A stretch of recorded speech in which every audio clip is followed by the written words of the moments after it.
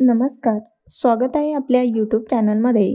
आज आपण Microsoft वर्डच्या सिरीजमधील 11वे video बघणार आहोत. या अगोदरच्या व्हिडिओमध्ये आपण फॉन्ट कलर कसा चेंज करायचा हे बघितले. आजच्या व्हिडिओमध्ये टेक्स्टला इफेक्ट कसे द्यायचे हे बघणार आहोत. त्यासाठी आपण इथे काही टेक्स्ट घेतलेला आहे. आता आपण त्याला इफेक्ट देणार आहोत. त्यासाठी आपल्याला होम टॅबमध्ये इथे दिसणाऱ्या टेक्स्ट इफेक्ट अँड टोपोग्राफी या ऑप्शनला क्लिक करायचं आहे. त्याला क्लिक केल्यानंतर आपल्याला इथे ऑलरेडी काही फॉन्ट इफेक्ट दिलेले आहेत. यामधून तुम्हाला पाहिजे तो इफेक्ट सिलेक्ट करू शकतात. त्याखाली आपल्याला इथे आउटलाईन हा ऑप्शन दिसणार आहे. त्याला क्लिक केल्यानंतर आपल्याला इथे आउटलाईनचा कलर सिलेक्ट करण्यासाठी विविध कलर येतात. यामधून तुम्हाला पाहिजे तो कलर सिलेक्ट करू शकतात. त्यानंतर जर आपल्या टेक्स्टची आउटलाईन नको असेल तर या ठिकाणी असणाऱ्या नो आउटलाईन या ऑप्शनला क्लिक करायचं आहे.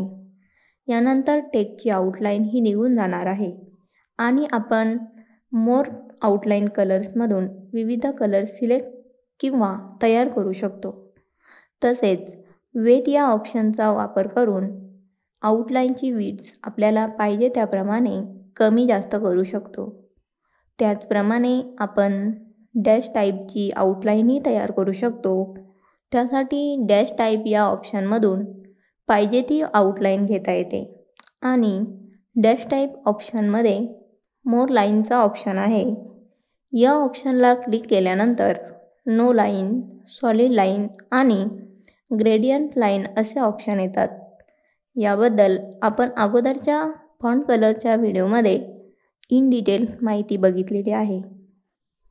त्यानंतर आपण शॅडो इफेक्टबद्दल बघणार आहोत. आपण इथे क्लिक केल्यानंतर आपल्याला शॅडो या ऑप्शनला क्लिक करायचं आहे. यानंतर आपल्याला इथे आउटर, इनर आणि पर्स्पेक्टिव्ह हे ऑप्शन दिसतील. त्यामधून आपण पाहिजे तो ऑप्शन सिलेक्ट करू शकतो आणि आपल्या टेक्स्टला शॅडो इफेक्ट देऊ शकतो. त्याचप्रमाणे शॅडो ऑप्शनला क्लिक केला तर आपल्याला असे काही ऑप्शन दिसतील. त्यामध्ये आपण प्रीसेटमध्ये आपल्याला काही शॅडो इफेक्ट दिलेले आहेत. त्यामधून आपल्याला पाहिजे तो इफेक्ट सिलेक्ट करू शकतो. त्यानंतर कलर या ऑप्शनचा वापर करून आपण शॅडोचा कलरही चेंज करू शकतो. तसेच ट्रान्सपरन्सी या ऑप्शनचा वापर करून त्याची ट्रान्सपरन्सी आपल्या गरजेनुसार कमी जास्त करू शकतो. आणि साईज ऑप्शनचा वापर करून आपण शॅडोची साईज कमी जास्त करू शकतो. तसेच आपण दिलेल्या इफेक्टला आपल्या गरजेनुसार ब्लर करू शकतो व अँगलही बदलू शकतो. तसेच आपण टेक्स्ट आणि शॅडो इफेक्टमधील डिस्टन्स पाहिजे तेवढा कमी जास्त ठेवू शकतो. अशा प्रकारे शॅडो इफेक्टचा वापर होतो. यानंतर आपण रिफ्लेक्शन इफेक्ट बघणार आहोत. आपल्या टेक्स्टला रिफ्लेक्शन इफेक्ट देण्यासाठी इथे क्लिक केल्यानंतर रिफ्लेक्शन या ऑप्शनवर क्लिक करायचं आहे. आता इथे काही ऑप्शन दिसत आहेत. त्यामधून आपण आपल्याला पाहिजे तो ऑप्शन सिलेक्ट करू शकतो.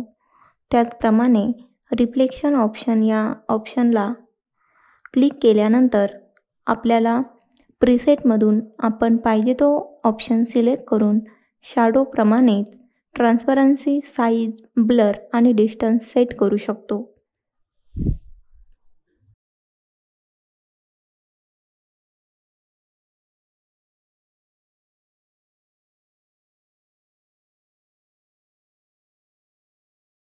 त्यानंतर आपल्या टेक्स्टला ग्लो इफेक्ट द्यायचा असेल तर इथे क्लिक केल्यानंतर तुम्हाला ग्लो ऑप्शन दिसणार आहे. त्याला क्लिक केल्यानंतर तुम्हाला अशी विंडो दिसेल. इथे तुम्हाला ग्लो व्हेरिएशनमध्ये काही ऑप्शन दिलेले आहेत. त्यामधून आपल्याला पाहिजे तो सिलेक्ट करू शकतो. जर तुम्हाला त्यापेक्षा वेगळे कलर यूज करायचे असतील तर मोर ग्लो कलर्सला क्लिक करून कलर सिलेक्ट करू शकतात. तसेच जर आपण ग्लो ऑप्शनला क्लिक केला तर इथेही शॅडो इफेक्टप्रमाणे प्रीसेट, कलर्स, साईज आणि ट्रान्सपरन्सी यांचा वापर करता येतो.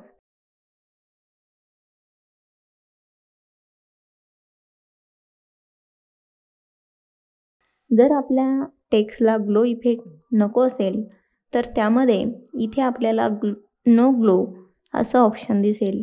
त्याला सिलेक्ट करू शकतो.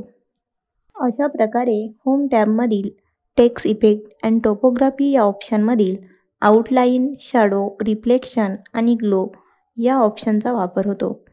यांच्याबरोबर असलेले नंबर स्टाईल, लिगेचर आणि स्टायलिस्टिक सेटचा वापर कसा करायचा हे आपण पुढील व्हिडिओमध्ये बघू.